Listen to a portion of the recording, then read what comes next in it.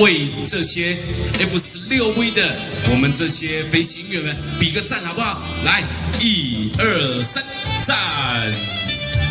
秀传医疗体系，赞！我们南窑李里长节目打开，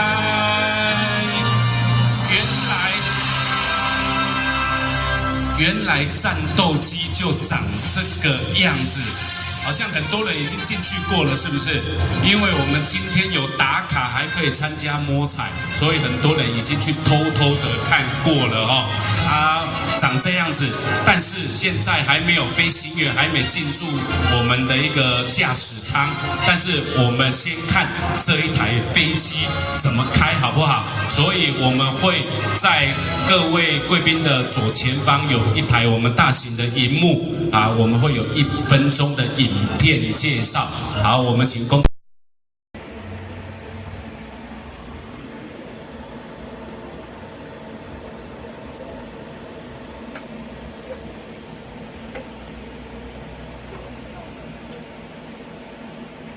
上面有点对，那个上面。各位现场的贵宾还有这场医疗体系的海外同仁啊，今天当机机场地及地面自己会在我们国家开始，然后以及都会赶快做过。再跟我们南洋礼物就是依据收藏号线啊。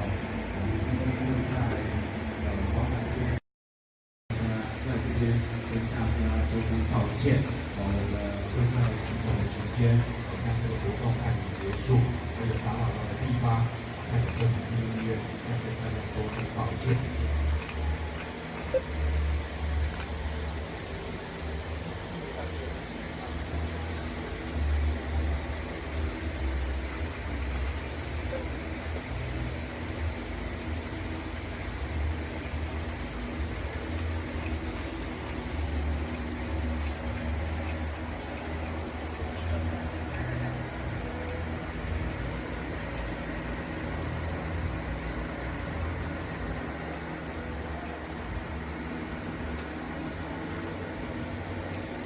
好，我们请现场的贵宾，还有顺产医疗体系的长官，算是10几年的经验啦。那包括我们这几位医师哈，那他的手术，他的对病人的好处就是说，他当然是伤口可以更小。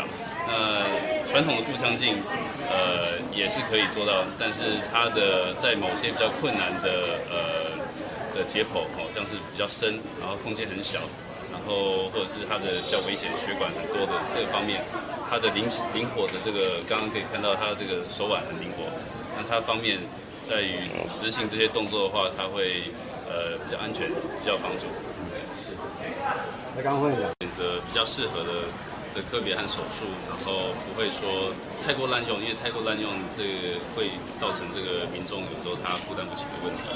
那包括我们胸腔外科这边肺癌这个李佳颖副院长，他是这个肺癌的这个专家。那另外肝胆胰专家我们做到副院长，他也是这方面的专家。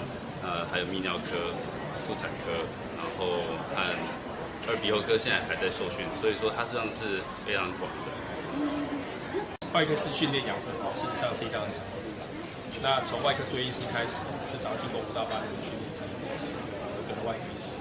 那微创手术事实上是另外完全不同的训练，因为传统上是把肚子打开来，双手伸进去做手术。那现在进到微创时代呢，你已经摸不到它，你只能靠器械去做，所以有很多新的技巧要学习。所以我们在亚洲微创手术中心呢，过去10年来就是在做这样微创手术的教学。那当你已经学会了这个微创手术之后，我们要再转换成这个更高阶的科大的手术，那它经过适当的这个转换训练，就可以做这样的操作。就跟刚刚院长举例的一样，如果你还不会开飞机，你可能要花3年5年才会学会开飞机。但你已经学会了之后，我们要把你转换成这个 F16，你只要经过一个换种的训练，就可以做这个大型手术。所以